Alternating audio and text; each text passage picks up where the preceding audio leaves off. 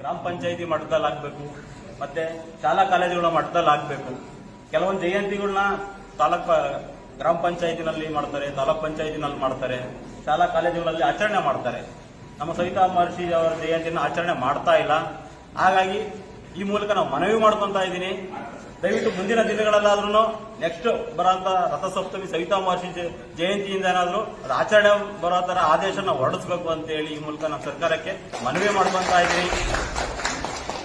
ಆ ಸವಿತಾ ಸಮಾಜ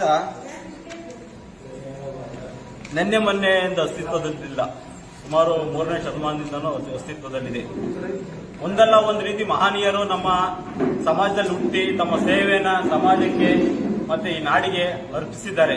ಮತ್ತೆ ಇತ್ತೀಚಿನ ಬೆಳವಣಿಗೆ ಅಂತ ಈಗ ಮೊನ್ನೆಲ್ಲ ಭಾರತ ರತ್ನ ಕೊಟ್ಟರು. ನಮ್ಮ ಬಿಹಾರದ ಮುಖ್ಯಮಂತ್ರಿ 3 ಸತಿ ಮುಖ್ಯಮಂತ್ರಿ ಆಗಿದ್ರು ಕರ್ಪೂರಿ ಠಾಕೂರ್ ಅವ್ರಿಗೆ ಭಾರತ ರತ್ನ ಕೊಟ್ಟರು. ಮತ್ತೆ ಇತ್ತೀಚೆಗೆ ವಿಶ್ವಕ್ಕೆ ದೊಡ್ಡಣ್ಣ ಅಮೆರಿಕ ಅವರ ಅಧ್ಯಕ್ಷರಾದರು. ಇವತ್ತು ಸಮೇತ ಅವರು ಕ್ಷೌರಿಕ ಸಮಾಜದವರಾಗಿರೋದ್ರಿಂದ ನಮಗೊಂದು ಹೆಮ್ಮೆ ಇದೆ. ನಾವು ಆ ಸಾಲಿನಲ್ಲಿ ಬೆಳಿಬೇಕು. ಬೆಳೆಯಕ್ಕೆ ಏನ್ ಮಾಡಬೇಕು, ಆ ನಿಟ್ಟಿನಲ್ಲಿ ನಾವು ಪ್ರಯತ್ನ ಮಾಡಬೇಕು. ನಾವು ಮನೇಲಿ ಇರೋರ್ನ ಯಾರು ಕರ್ಕೊಂಡ್ಬಂದು ಬೆಳೆಯಕ್ಕೆ ಬಿಡಲ್ಲ.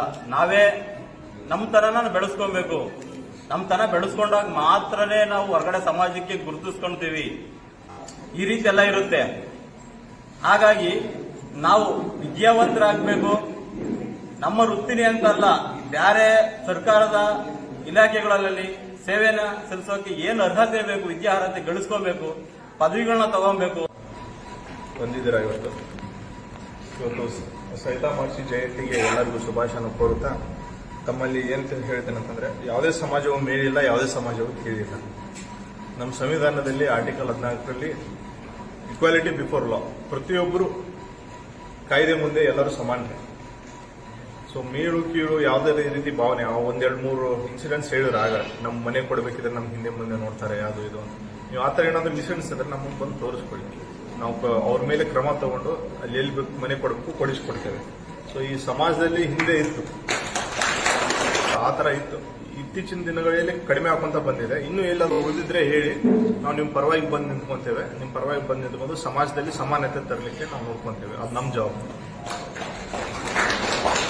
ಆಮೇಲೆ ನೀವೊಂದು ಕಾಸ್ಟ್ ಇನ್ಕಮ್ನಲ್ಲಿ 1-2 ಶಬ್ದಗಳು ಸರಿಯಾಗಿ ಬಳಸಿರಲಿಲ್ಲ. ಅದನ್ನ ಅದೇ ರೀತಿ ಸೆನ್ಸಿಟಿವ್ ಆಗಿ ಸರ್ಕಾರ ಅವು 2 ಶಬ್ದಗಳನ್ನು ತೆಗೆದು ಸವಿತಾ ಅಂತ ಹೇಳಿ ಕೊಡ್ಬೇಕಂತ ಹೇಳಿದೆ. ಅದೇ ತರ ನಮ್ಮವರಿಗೂ ಡೈರೆಕ್ಷನ್ಸ್ ಕೊಟ್ಟಿದ್ದೀವಿ, ಅವ್ರು ಕೊಡ್ತಾರೆ. ಸೊ ನಿಮ್ಮಲ್ಲಿ ತಾವು ಮುಖಂಡರಲ್ಲಿ ಬಂದಾಗ ತಾವು ಜನರ ಜೊತೆಗೆ ಒಂದು ಕನ್ವಿನ್ಸ್ ಮಾಡಬೇಕು.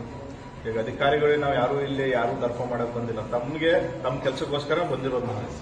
ನೀವು ಏನ್ ಹೇಳ್ತೀರೋ ಅದು ನಾವು ಮಾಡಿಕೊಡ್ತೇವೆ. ನಮ್ಮ ಕಾಯ್ದೆ ಕಾನೂನು ಏನಿರುತ್ತೆ, ನಮ್ಮಲ್ಲಿ ಏನ್ ಕೊಟ್ಟಿರ್ತಾರೆ ಆ ಪಟ್ಟಿ ಮುಖಾಂತರ ನಾವು ಕೊಡೋದು ನಿಮಗೆ. ಸೊ ಅದನ್ನ ಬಿಟ್ಟು ಬೇರೆ ಕೊಡಿ ಅಂತಂದ್ರೆ ನಾವು ಕೊಡ್ಲಿಕ್ಕೆ ಸಾಧ್ಯ ಆಗೋದಿಲ್ಲ. ಸೊ ಅದು ಈಗ ಸದ್ಯಕ್ಕೆ ಈ ರೀತಿ ಸವಿತಾ ಮಹರ್ಷಿ ಜಯಂತಿಯನ್ನ ಒಗ್ಗಟ್ಟಾಗಿ ಎಲ್ಲರೂ ಸೇರಿ ಆಚರಿಸೋಣ. ಅವರ ಜಯಂತಿ ದಿವಸ ನಾವೆಲ್ಲರೂ ಕೂಡ ಅವರ ಮಾರ್ಗದರ್ಶನ ನಡೆಯೋಣ ಅಂತ ಹೇಳ್ತಾ ನನಗೆ 2 ಮಾತುಗಳನ್ನು ಆಡೋದಕ್ಕೆ ಅವಕಾಶ ಕೊಟ್ಟಂತ